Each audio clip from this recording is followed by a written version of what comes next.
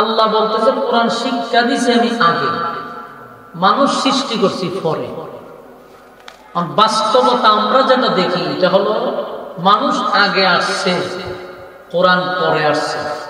কিন্তু আল্লাহ কেন মাঝখানে বললো যে আমি কোরআন শিক্ষা দিছি পরে মানুষ সৃষ্টি করছি? আল্লাহর কথা ভুল, আল্লাহর কথাটা সত্য, আমরা যেটা জানি সেটাও সত্য। তাহলে দুই সত্য তো একসাথে হওয়ার কথা না। সত্য তো একটা হইল, দুইটা হয়তো দুটোই সত্য।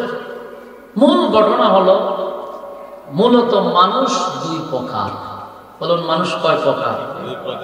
আমরা সংখ্যা কম হইল, আওয়াজটা যেন বেশি হয়। আমার কথা বুঝুননি? তাহলে ফায়দাটা আপনারা রইল। কারণ আমি দুই টিপ মেরেছি, আমার শরীর অবস্থা নাই, শরীর ক্লান্ত। আপনার নীরবতা যদি বেশি দেখি তাহলে আমি কিছুক্ষণ পরে সমাপ্তি দিয়ে দিই। কারণ আপনারা আওয়াজ দিলে আমার থেকে আওয়াজ বের করতে পারবেন, আর যদি আপনারা নীরবতা থাকেন তা আমার শরীর ফিকা করতে হবে। ফিকা তুলতে হলে আপনারা লাগবে, এই জন্য আওয়াজ দিতে মনোযোগ দিয়ে শুনে। মানুষ কয় প্রকার? একটা মানুষ হইল সুরতে, দেখতে, এটা মানুষ। মানুষ খায়, ঘুমায়, কথা কয়, দেখতে পুরা মানুষ। এটা হলো সুরতে মানুষ, দেখতে মানুষ। আরেকটা মানুষ হলো গুণগত মানুষ। আরেকটা মানুষ গুণগত মানুষ। যেমন ছোটবেলা আমরা যখন মাদ্রাসায় পড়তাম তখন আমাদেরকে বলতো যে সাউন্ডটা খুব বেশি লাগে, অতিরিক্ত একটু কমান, আপনি মনিটরে শুধু কমান, বক্সে কমায় না, কমে না তো, মনিটরে কমান, ঠিক আছে? আমরা ছোটবেলায় কমছে না ভাই, মনিটরে কমান, অতিরিক্ত হলে বিরক্ত লাগে। ছোটবেলায় আমরা মাদ্রাসা, স্কুলে, কলেজে পড়তাম, কমছে না, কমছে না, কমছে না, এক কথা 5 বার বলে ওয়াজ করব।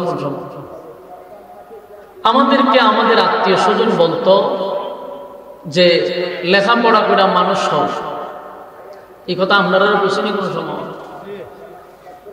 মানে আপনারা আওয়াজ নেই না, আওয়াজ কমছে, বুঝেন না? কি এক যন্ত্রণা করছে, স্পিকারে কমাইছেন কেন আপনি? আপনারা এনায়েত মাইক মিয়া সিটিং মিটিং একবার লড়াইলাম, কিছুই বুঝেন না। আওয়াজ তো আমি করেছি একটা, কি চমৎকার আওয়াজ পাইছি। কুদ্দুস মাইস একটা হয়েছে, কুদ্দুস, কত সুন্দর আওয়াজ, একটা কথাও কইছি না অপারেটরের সাথে।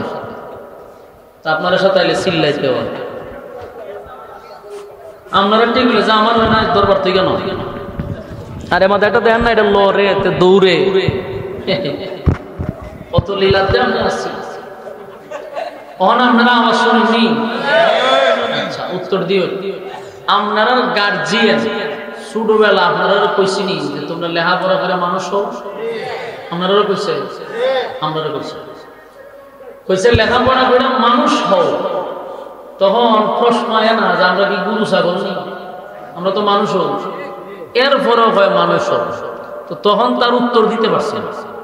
তো মাথার কিন্তু এটা ঢুকে গেছে, রে মানুষ এরপরও হয় মানুষ হও।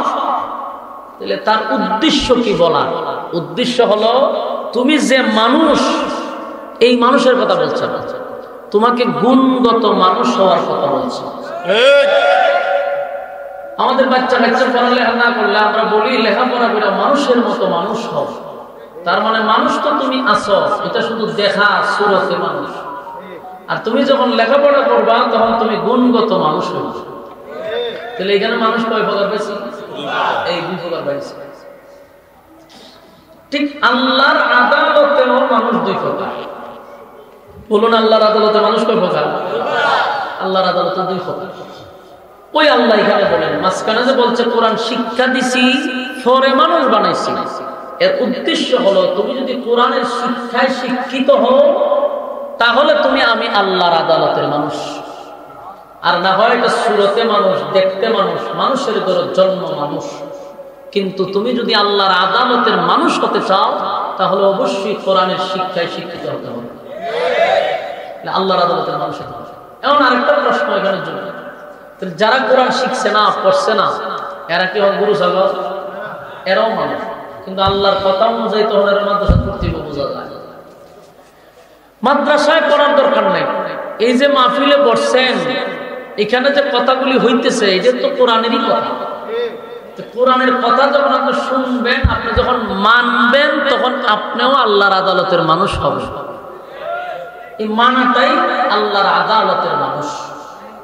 আপনি যখন মানবেন না, শুনবেন না, আপনি শুধু দেখতে মানুষ, সুরতে মানুষ, আল্লাহর আদালতের মানুষ না। তাহলে আমরা এখন কোরআনের ব্যাখ্যাটা তো বুঝছি। এখন এই জন্যই কোরআন বুঝতে গেলে মাদ্রাসায় পড়তে হবে। আমরা যখন মাদ্রাসা না পড়ে নিজে নিজে বাংলা কিতাব পড়বেন, তখনই দরবারটা লাগে। দরবারটা কিভাবে লাগে মনোযোগ শুনবে। যখন একটা লোক বাংলা শিক্ষিত, সে কোরআন হাতে লইছে, লইয়া ওই অর্থ পড়তেছে, আর রহমান আল্লামাল কোরআন খলাকাল ইনসান, তখন অর্থ হইরা দেখবো আল্লাহ কইছে দয়ালু আল্লাহ, কোরআন শিক্ষা দিছি, মানুষ বানাইছি। তখন মানুষের আওয়াজ করবো আগে কোরআন আইছে, এরপরে মানুষ বানাইছে। তুই যে বাংলা অর্থ পড়ছে, এই জন্য উলামায়ে কেরাম 15 বছর 16 বছর মাদ্রাসায় বসাইতে বসে যে পিছনের খাল জায়গা, আর বাংলা বই পড়ে আওয়াজ করে, তখন বেশটা লাগে। এটা বুঝতে গেলে তো আমার একজন উস্তাদ দরকার। এটার ব্যাখ্যা তো আমার উস্তাদে বুঝাই দিতে হবে। মানে অর্থ পড়ছে কি, যে আল্লাহ আগে কোরআন নাজিল করছে, মানুষ বানাইছে, বাংলা অর্থ তুলছে। এই জন্য মাদ্রাসায় পড়তে হয়, বুঝার জন্য। অসংখ্য অর্থ আছে, আমি মাথায় ধরবে না, ধরার জন্য মাদ্রাসায় যেতে হবে। তো আমরা প্রথমত মানুষ দুই প্রকার পাইছি, একটা গুণগত মানুষ, আর একটা হলো সুরতে মানুষ। আর আল্লাহর আদালতে একটা সুরতে মানুষ, আর একটা আল্লাহর আদালতের মানুষ। এখন আসুন, তাহলে গুণগত মানুষ হইলে, আল্লাহর আদালতের মানুষ হইলে ফায়দাটা কি? আল্লাহর আদালতের মানুষ যদি হইতে পারে, আল্লাহ কয় ইন্নাল্লাযীনা আমানু ওয়া আমিলুস সালিহাতি কানাত লাহুম জান্নাতুল ফিরদাউসি নুজুলা। আল্লাহ বলেন, যারা ঈমান আনছে এবং সৎ কাজ করছে। সৎ কাজ কি? যারা নেক আমল করছে। নেক আমল কি? এখানে যে বসে বসে এই যে কোরআনের কথা শুনতেছেন, এটাই নেক আমল। এরকম ব্যক্তি যারা কোরআন মানছে, কোরআন বুঝছে, তাদের জন্য আমি জান্নাতুল ফিরদাউসে তাদের জন্য মেহমানদারি বানাই। যদি আপনি আল্লাহর আদালতের মানুষ হইতে পারেন, তাহলে আপনার জন্য সুসংবাদ হলো জান্নাতুল ফিরদাউসে আপনাকে মেহমানদারি করানো হবে। জান্নাতের মধ্যে ভিআইপি জান্নাত হলো জান্নাতুল ফিরদাউস, এটা সবচেয়ে ভিআইপি। এখানে আল্লাহ মেহমানদারি করা হবে। আপনারা মেহমানদারি করতে রাজি নি? খাইতে রাজি নি?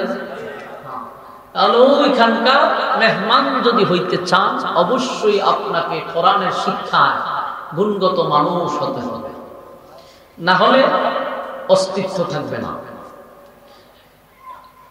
এই জন্য আমি আপনাদেরকে বলি, এই পৃথিবীতে যারাই আসছেন, যারা আসবে, যারা গেছে, প্রত্যেকটা মানুষ আল্লাহর আদালতে আবার দাঁড়াইতে হবে না। এখানে শেষ। প্রতিটা মানুষ তার কৃতকর্মের জন্য আল্লাহর সামনে দাঁড়াইলে পাই পাই করে আবার হিসাব দিতে হবে। এটাকে আপনারা বিশ্বাস হয়? কথা বলেন না? দিন আল্লাহর আদালতে আপনাকে দাঁড়াইতে হবে। কুল্লু নাফসিন বিমা কাসাবাত রাহিনা। প্রত্যেকটা মানুষ আল্লাহর আদালতে দাঁড়াইয়া হিসাব দিতে হবে। আর হিসাবের সময়টা বড় ভয়ানক।